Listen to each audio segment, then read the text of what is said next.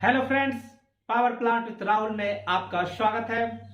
Seal oil system के series में एक और important topic hydrogen side seal oil circuit के बारे में हम लोग डिटेल से पढ़ेंगे।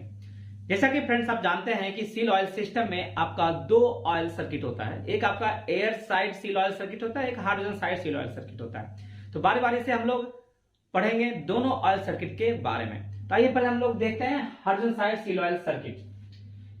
जैसा कि फ्रेंड्स मैंने आपको लास्ट वीडियो में बताया था कि hydrogen side seal oil circuit का जो मेन कंपोनेंट्स होता है वो आपका सील ऑयल टैंक होता है, आपका सील ऑयल पंप होता है, ये आपका सील ऑयल पंप है। Seal oil pump hydrogen side में सिर्फ एक ही होता है।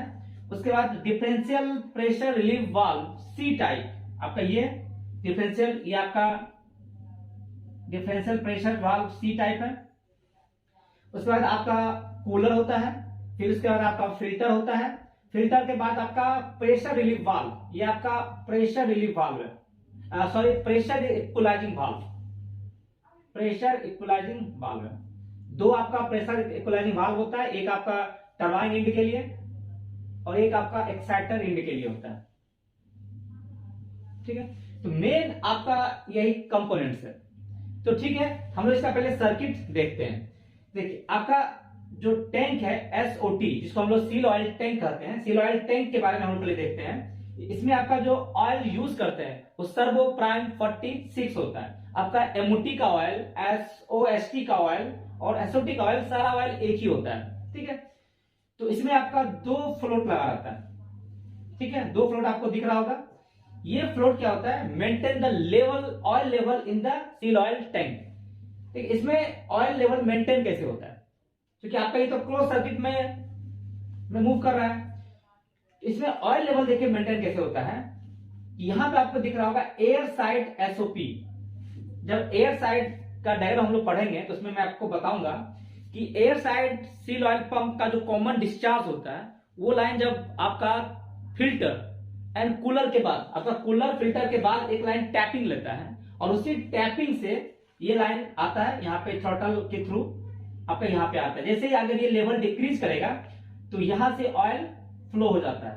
तो ये ऑयल एसओटी का मेकअप कहां से करते हैं, तो याद रखिएगा, तो एयर साइड सील ऑयल का जो पंप का जो डिस्चार्ज लाइन है आफ्टर कूलर एंड फिल्टर के बाद एक टैपिंग लेता है और वही टैपिंग से हम लोग एसओटी का फिलिंग करते हैं। मान लीजिए अगर इसका लेवल इंक्रीज हो गया तो आपको ये फ्लोट जो होता है इसको, इस वाल्व को आपको क्लोज कर देता है। जब लेवल डिक्रीज करेगा तो ये वाल्व ओपन हो जाएगा, जब लेवल आपका इंक्रीज करेगा तो ये फ्लोट वाल्व आपको क्लोज कर देता है। मान लीजिएगा अगर ये क्लोज नहीं किया तो एक और आपका फ्लोट वाल्व दिया हुआ है।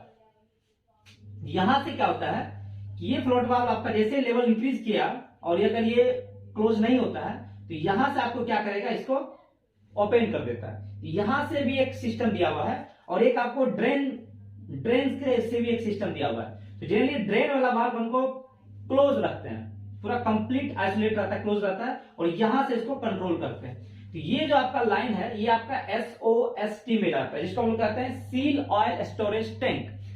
सील ऑयल स्टोरेज टैंक आपका यूज कहां पे होता है, air side seal oil circuit में। यहीं से आपका एसओएसटी से ही एयर साइड का जो भी पंप है, टोटल 3 पंप है, वहां से सक्शन लेता है।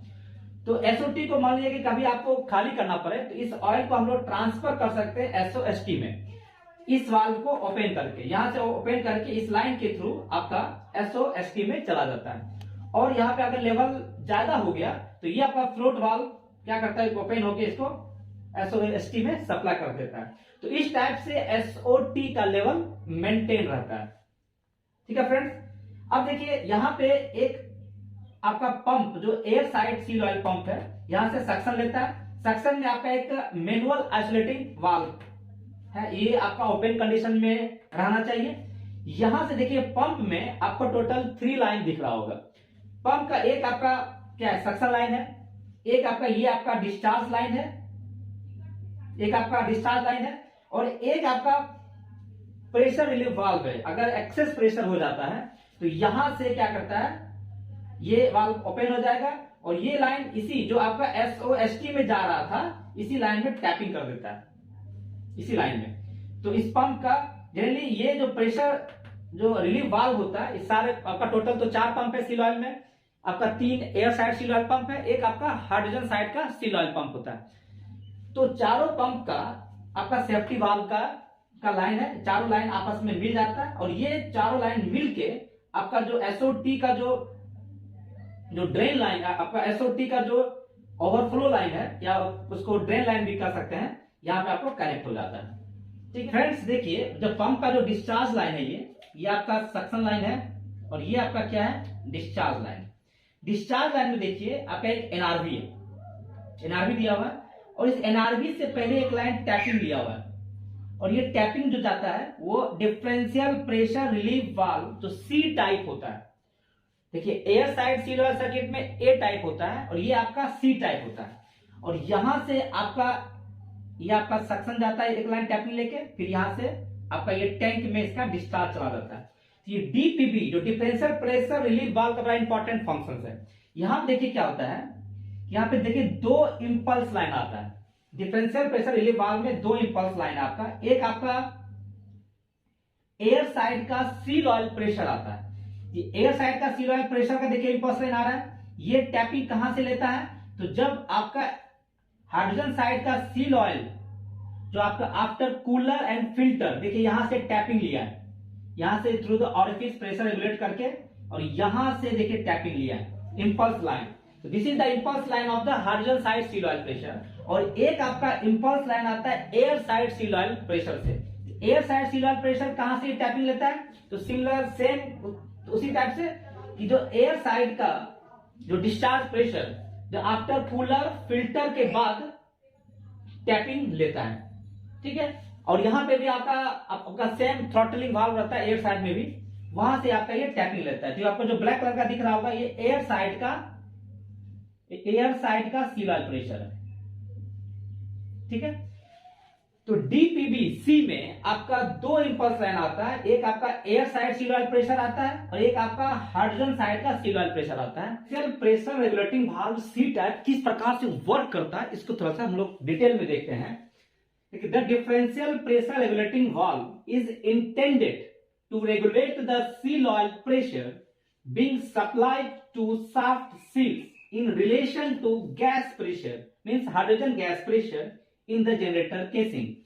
देखिए डिफरेंशियल प्रेशर रेगुलेटिंग वाल्व जो आपका एयर साइड में हो या हाइड्रोजन साइड में हो, उसका मेन काम है कि आपका जनरेटर केसिंग में जो गैस प्रेशर है, जो हाइड्रोजन गैस प्रेशर है, उसके करस्पॉन्डिंग आपका शाफ्ट सील में जो सील ऑयल प्रेशर जो हम लोग सप्लाइड करते हैं उसको रेगुलेट करना। ठीक है, means regulate the seal oil pressure being supplied to the shaft seal. Shaft seal में जो सील ऑयल प्रेशर सप्लाइड करता है उसको रेगुलेट करता है किसके रिलेशन में, in relation to the hydrogen gas pressure in the generator casing.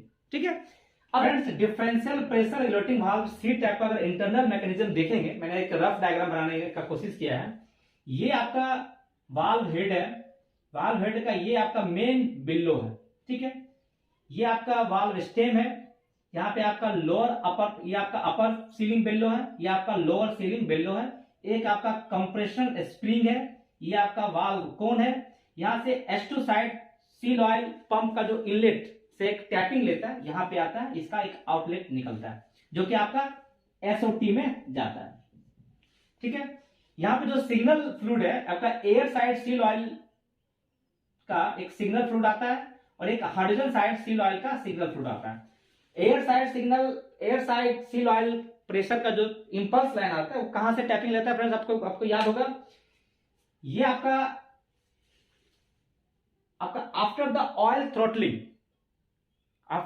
Throttling के बाद का होता है और ये आपका हाइड्रोजन साइड सील ऑयल का होता है आफ्टर फिल्टर के बाद एक टैपिंग लेता है, वहां से होता है।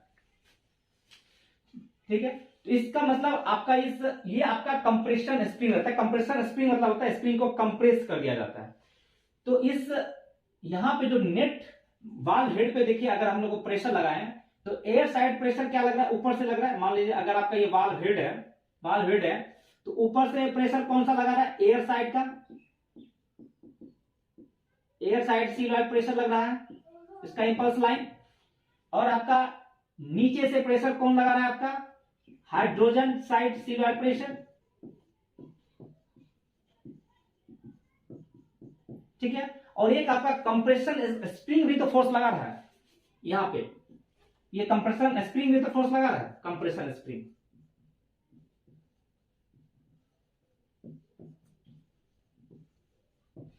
इट मीन्स अगर हम लोग लिखें अगर इक्वेशन, तो air side seal oil pressure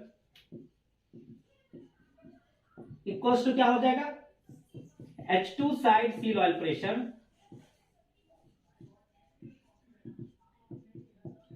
plus compression spring force.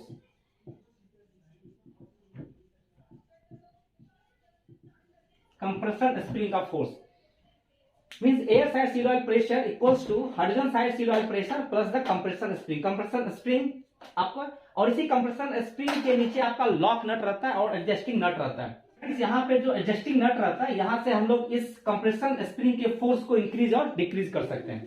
अगर इस लॉक नट को हम लोग क्लॉकवाइज डायरेक्शन में अगर रोटेट करेंगे तो सील ऑयल प्रेशर जो होता है वो इंक्रीज करता है, और अगर इस लॉक नट को काउंटर क्लॉकवाइज डायरेक्शन में अगर हम लोग रोटेट करेंगे तो सील ऑयल प्रेशर डिक्रीज करता है शाफ्ट सील पे। तो मेनली आपका इसी इक्वेशन पे ये वर्क करता है। देखिए ये डिफरेंशियल प्रेशर रेगुलेटिंग वाल्व किस प्रकार से वर्क करता है, इसको थोड़ा सा समझिए।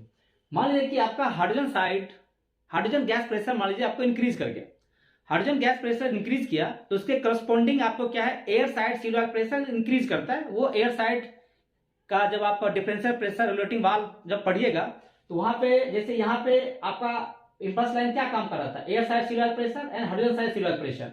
लेकिन जब एयर साइड का डिफरेंशियल प्रेशर रेगुलेटिंग वाल्व जो ए टाइप होता है उसमें दो इंपल्स लाइन आता है, एक आपका air side seal oil pressure का आता है, एक हाइड्रोजन गैस का इंपल्स लाइन आता है। तो हाइड्रोजन गैस का प्रेशर जैसे ही इंक्रीज करेगा तो वो जो आपका air side seal oil pressure में जो डीपीबी होता है वो आपका air side seal oil pressure को इंक्रीज कर देता है, ठीक है। तो जैसे air side seal oil pressure increase करेगा टू मेंटेन द डीपी, क्यों करता है increase, to maintain the DP. तो डीपी मेंटेन करने के लिए आपका air side seal oil pressure increase करेगा। तो जैसे ही ये प्रेशर इंक्रीज किया तो आपका क्या करेगा, आपका अभी तो उस समय जब ये प्रेशर इंक्रीज करता है तो H2 side seal oil pressure तो जैसा था पहले से वैसा ही है, कंप्रेशन फोर्स भी, ये तो प्रेशर आपका कांस्टेंट है, मतलब एक बार आप इसको लॉक से एडजस्टिंग कर दिए, लॉक कर दिए, तो ये फिर तो प्रेशर, ये फोर्स तो इंक्रीज करेगा नहीं या डिक्रीज करेगा नहीं, कुछ भी चेंज नहीं करेगा। तो क्या होता है, जैसे air side seal oil pressure increase किया तो ऊपर का फोर्स ज्यादा होगा, जैसे ज्यादा ही फोर्स होगा तो ये क्या करेगा, ये इस वाल्व कोन को नीचे की ओर शिफ्ट करेगा। जैसे इस वाल्व कोन को नीचे की ओर शिफ्ट करेगा तो जो आपका हाइड्रोजन जो सील ऑयल जो टैंक में जा रहा था उधर आपका फ्लो कम हो जाएगा और डिस्चार्ज प्रेशर को इंक्रीज कर देगा। समझ में आया? देखिए फिर से मैं समझाता हूं। देखिए हाइड्रोजन गैस का प्रेशर जैसे ही इंक्रीज करेगा तो एयर साइड सर्किट में जो आपका डीपीबी था वो air side seal oil pressure को इंक्रीज कर देगा। क्यों इंक्रीज करेगा, to maintain the DP maintain करने के लिए। जैसे air side seal oil pressure increase करेगा तो आपको hydrogen side seal oil pressure को भी तो इंक्रीज करना है इसको। तो कैसे इंक्रीज करता है कि यहां पे देखिए आपका ये फोर्स तो बढ़ गया, नीचे का फोर्स अभी आपका कांस्टेंट है। क्यों, क्योंकि कंप्रेशन स्प्रिंग आपका फोर्स कांस्टेंट है और H2 side seal oil pressure जो प्रीवियस में था वो ऐसा ही रहेगा। जैसे ये फोर्स इंक्रीज करेगा तो इस वाल्व, ये जो आपका वाल्व जो है स्टेम है, इसको नीचे की ओर शिफ्ट करेगा। नीचे की ओर जैसे शिफ्ट करेगा तो ये जितना पहले ओपनिंग था उसको और थोड़ा सा क्या करेगा, क्लोज करेगा। इस क्लोज करने से क्या होगा, जो hydrogen side seal oil pressure जो सील ऑयल टैंक में जा रहा था उसके फ्लो को थोड़ा सा कम कर देगा। तो जैसे फ्लो को कम करेगा तो हाइड्रोजन साइड जो सील ऑयल प्रेशर का जो डिस्चार्ज प्रेशर था वो आपका इंक्रीज कर देगा। मीन सिंपल समझिए, ये क्या है, रिसर्कुलेशन है। रिसर्कुलेशन वाल्व को क्लोज कीजिएगा तो मेन लाइन का प्रेशर तो इंक्रीज करेगा ही ना। तो सेम वही फंडा है, इसको जैसे ही क्लोज किया तो एसओटी में जो जा रहा था रिटर्निंग लाइन, ये आपका फ्लो कम हो जाएगा तो मेन जो आपका डिस्चार्ज लाइन का प्रेशर इंक्रीज कर देगा। तो ये इस टाइप से ही आपका काम करता है। अगर समझ में, फिर मान लीजिए कि आपका air side seal oil pressure अगर मान लीजिए इंक्रीज कर गया, आपका डिक्रीज कर गया, जैसे ये प्रेशर आपको डिक्रीज करेगा, ये डिक्रीज कब करेगा, मान लीजिए कि आपका हाइड्रोजन गैस प्रेशर आपका डिक्रीज किया, मान लीजिए कि आपका लोड डिक्रीज करता है तो प्रेशर डिक्रीज करता है H2 गैस का प्रेशर। जैसे हाइड्रोजन साइड का प्रेशर इंक्रीज किया, हाइड्रोजन गैस का प्रेशर अगर डिक्रीज करेगा तो air side seal oil circuit में जो डीपीबी है वो क्या करेगा, air side seal valve pressure को डिक्रीज कर देगा। जैसे ही डिक्रीज करेगा तो ऊपर का प्रेशर क्या हो जाएगा, डिक्रीज हो जाएगा। जैसे डिक्रीज करेगा ये ऊपर की ओर शिफ्ट कर देगा। जैसे ही ऊपर की ओर शिफ्ट करेगा तो ये आपका जो वाल्व कौन था ये ऊपर की ओर शिफ्ट करेगा, तो आपका क्या करेगा, जो एसओटी टैंक में जो फ्लो को इंक्रीज कर देगा। तो आपका जो मेन लाइन में जो डिस्चार्ज प्रेशर था वो क्या करेगा, डिक्रीज हो जाएगा। तो इस टाइप से आपका डिफरेंशियल प्रेशर रेगुलेटिंग वाल्व जो सी टाइप वर्क करता है। तो फ्रेंड्स आपको समझ में आ गया होगा। तो फ्रेंड्स अभी आपने डिफरेंशियल प्रेशर रिलीफ वाल्व का डिटेल डायग्राम आपने देखा कि ये किस प्रकार से वर्क करता है। तो इस डीपीवीसी में आपका दो इंपल्स लाइन आया, एक आपका हॉरिजॉन्टल साइड का सील वाल्व प्रेशर आता है, एक आपका एयर साइड का सील वाल्व प्रेशर आता है, और इसी दोनों इंपल्स लाइन के बेसिस पे आपका डीपीवीसी वर्क करता है। सपोज कीजिए कि आपका लोड इंक्रीज कर गया, लोड इंक्रीज करने से आपका जो हाइड्रोजन गैस का प्रेशर थोड़ा बहुत इंक्रीज करता है। आपका लोड डिक्रीज होता है तो प्रेशर डिक्रीज करता है। जैसे आपका लोड इंक्रीज करेगा तो हाइड्रोजन गैस का प्रेशर जो इनसाइड द जनरेटर है वो इंक्रीज करता है। तो आपको डीपी तो मेंटेन करना है 1.7 से 1.75 के आसपास आपको डीपी मेंटेन करना है। तो ये डीपी जो होता है ये this is the difference between the air side seal oil pressure and the hydrogen gas pressure.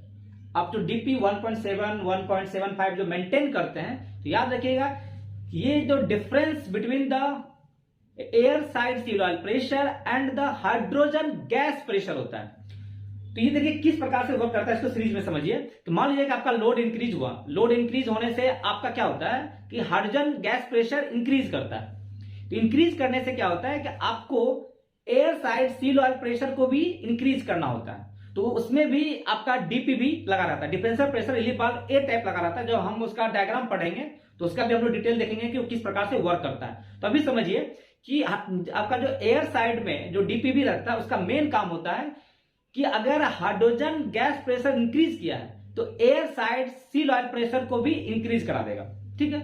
और जैसे ही air side seal oil pressure increase किया तो आपका हाइड्रोजन साइड का जो सील ऑयल प्रेशर होता है उसको भी इंक्रीज करना होता है। और वो इंक्रीज कैसे होगा, वो इस डीपीबी के थ्रू इंक्रीज होता है, ठीक है। तो वो क्या करेगा, डीपीबी कैसे इंक्रीज करेगा, तो देखिए सिस्टम कि अभी ये आपका जो पंप है ये कांस्टेंट डिस्चार्ज डिलीवर कर रहा है आपका कितना 12 केजी पर सेंटीमीटर स्क्वायर इसका प्रेशर है। ये तो 12 केजी यहाँ पे कर रहा है और यहाँ पे जस्ट लाइक आप इसको समझिए रिसर्कुलेशन लाइन है ये, ठीक है। तो जैसे मान लीजिए कि आपको इस प्रेशर को इंक्रीज करना है, कौन सा प्रेशर, आफ्टर दिस लाइन, मतलब यहाँ का जो प्रेशर है इस प्रेशर को इंक्रीज करना है। ये तभी ना इंक्रीज करेगा जब आप ये डीपीबी इस वाल्व को बंद करेगा, क्लोज करेगा। जैसे इसको क्लोज करेगा तो इधर का प्रेशर क्या हो जाएगा, इंक्रीज हो जाएगा। सिंपल फंडा है। अगर आपको इस साइड के प्रेशर को डिक्रीज करना है तो इस लाइन के प्रेशर क्या होगा, इसको थोड़ा सा ओपन कर देगा और क्या करेगा, टैंक में डिस्चार्ज कर देगा। तो इस डीपीबी का मेन काम होता है कि with the response of air side seal oil pressure ये hydrogen side seal oil pressure को इंक्रीज या डिक्रीज करता है। तो मुझे ऐसा है कि आप लोग समझ गए होंगे कि ये किस प्रकार से वर्क करता है। यहां से आता है ये, यहां से देखिए एक लाइन आपका चला जाता है टुवर्ड्स कूलर, टुवर्ड्स कूलर जाता है, और एक लाइन आपका यहां पे देखिए ये लाइन जाता है यहां पे आपको मैनुअल ऑसिलेटिंग वाल्व है, ये कंप्लीटली क्लोज रहता है।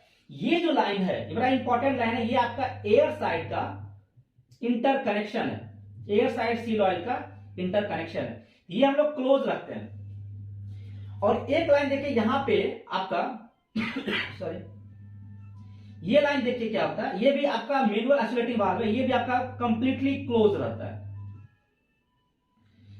तो इस लाइन को भी देखिए, ये लाइन ब्लैक कलर का लाइन देखिए यहां से आता है, ये लाइन भी आपका एसओएसटी में जा सकता है। मींस आपका प्रोविजन दिया रहता है कि आप hydrogen side seal oil pump को भी चला के आप डायरेक्ट एसओएसटी में भेज सकते हैं, ठीक है। ये प्रोविजन दिया रहता है कि एसओटी को अगर आपको जो है ड्रेन करना है या इसको ओपन करना है, खाली करना है, तो आप आपका हाइड्रोजन साइड पंप को भी चला के आप इस लाइन के थ्रू एसओएसटी में ऑयल को ट्रांसफर कर सकते हैं।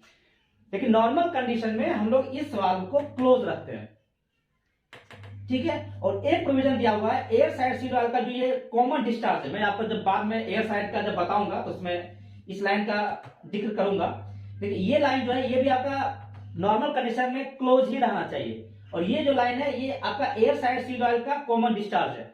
ये लाइन का प्रोविजन ये दिया हुआ है कि मान लीजिए कि आपका किसी कारण से हाइड्रोजन साइड का पंप ट्रिप भी कर गया, मान लीजिए कि हाइड्रोजन साइड का आपका पंप ट्रिप भी कर गया, तो आपका सील ऑयल सिस्टम में कोई डिस्टरबेंस नहीं आएगा। वो अगर आप क्या कर सकते हैं, इसको आप ओपन कर दीजिएगा तो एयर साइड का सील ऑयल भी आएगा और यहां से थ्रू नॉर्मलाइज कर देगा।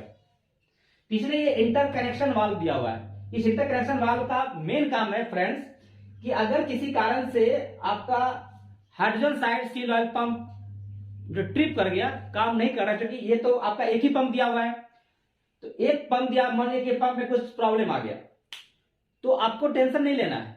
वो क्या करना है कि एक इंटर कनेक्शन वाल्व को आप ओपन करके यहां से आप इस लाइन को भी चार्ज कर सकते हैं। मींस एयर साइड का ऑयल को आपका हाइड्रोजन साइड सील ऑयल में भी ट्रांसफर कर सकते हैं, भेज सकते हैं, उस लाइन को भी आप चार्ज कर सकते हैं।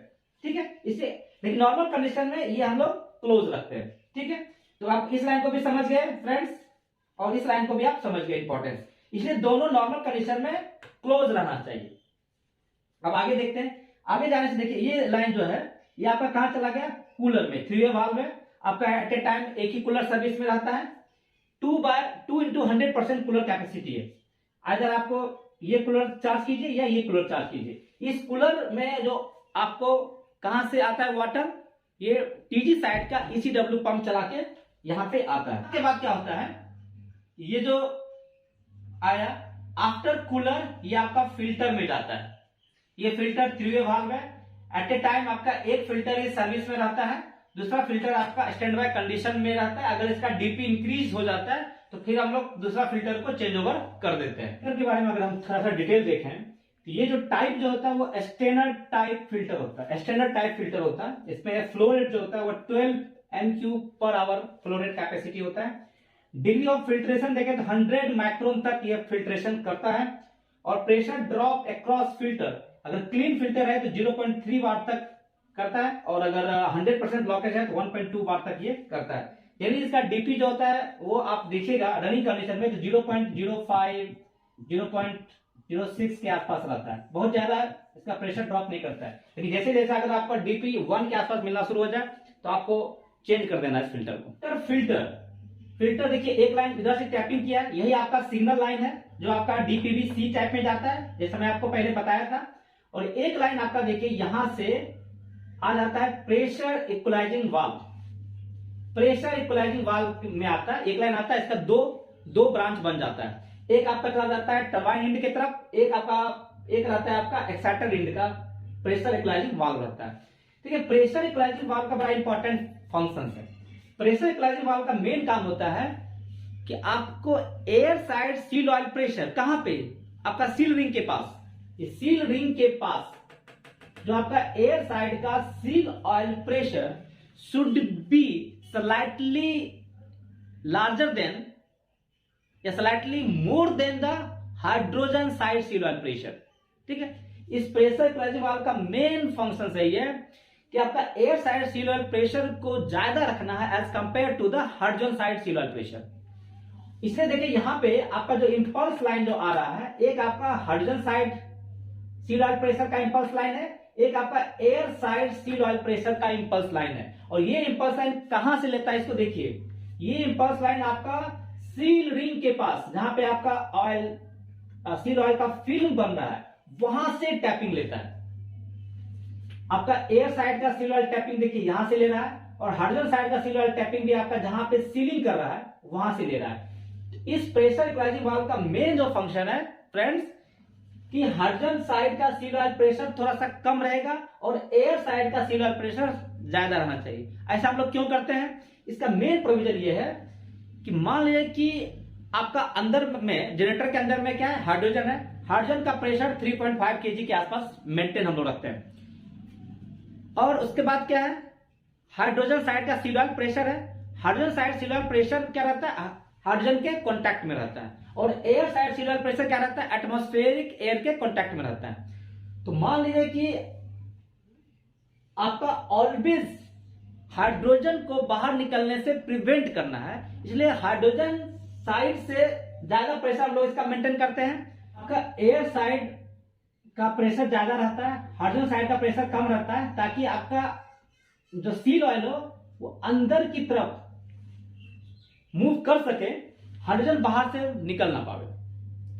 तो इसलिए क्या होता है कि आपका एयर साइड क्या करता है, अगर प्रेशर ज्यादा रखते हैं ताकि आपका हाइड्रोजन जो सील ऑयल अंदर की तरफ मूव करे, बट हाइड्रोजन को बाहर निकलने से प्रिवेंट कर सके। ठीक है, इसलिए हम लोग प्रेशर इक्वलाइजिंग वाल्व का काम है कि एयर साइड का सील ऑयल प्रेशर ज्यादा रखिए और आपका हाइड्रोजन साइड सील ऑयल का प्रेशर कम रहता है। देखिए बहुत ज्यादा दोनों के प्रेशर में डिफरेंस रहता नहीं है। जनरली क्या होता है कि अगर आपका जनरली इसका एयर साइड का सील ऑयल का प्रेशर 5.12 से 5.16 के आसपास रहता है, तो hydrogen side seal oil pressure जो रहता है वो 5.08 से 5.10 के आसपास रहता है। मुश्किल से आपका 0.02 0.03 के बीच का डिफरेंस रहता है, स्लाइटली हायर रहता है। ठीक है, तो प्रेशर इक्वलाइजिंग वाल्व से आपका एक लाइन चला जाता है टरबाइन एंड की तरफ और एक लाइन चला जाता है आपका एक्साइटर एंड की तरफ, और ये सील रिंग में जाता है। सील प्रेशर इक्वलाइजिंग वाल्व का जो मेन काम है एयर साइड का सील ऑयल प्रेशर को स्लाइटली हायर रखना as compare to the hydrogen side seal oil pressure, ताकि आपका सील ऑयल अंदर की तरफ मूव करे बट हाइड्रोजन को बाहर की तरफ आने के लिए ना दे। ठीक है, तो आपका एयर साइड जो सील ऑयल है वो अंदर की तरफ मूव करे, लेकिन ऐसा नहीं कि यहां से hydrogen gas plus hydrogen side का सील ऑयल प्रेशर मिल के बाहर निकल जाए। बाहर निकलने के लिए आपको हाइड्रोजन गैस को बाहर निकलने के लिए किसी भी रीजन में देना नहीं है, किसी भी। तो इसलिए हम एयर साइड का सील ऑयल प्रेशर थोड़ा ज्यादा रखते हैं ताकि सील ऑयल का मूवमेंट जो हो वो अंदर की तरफ हो बट हाइड्रोजन गैस बाहर की तरफ ना निकले। ठीक है फ्रेंड, तो प्रेशर इक्वलाइजिंग वाल्व आपका दो होता है, एक आपका टरबाइन एंड के लिए होता है, एक आपका एक्साइटर एंड के लिए होता है।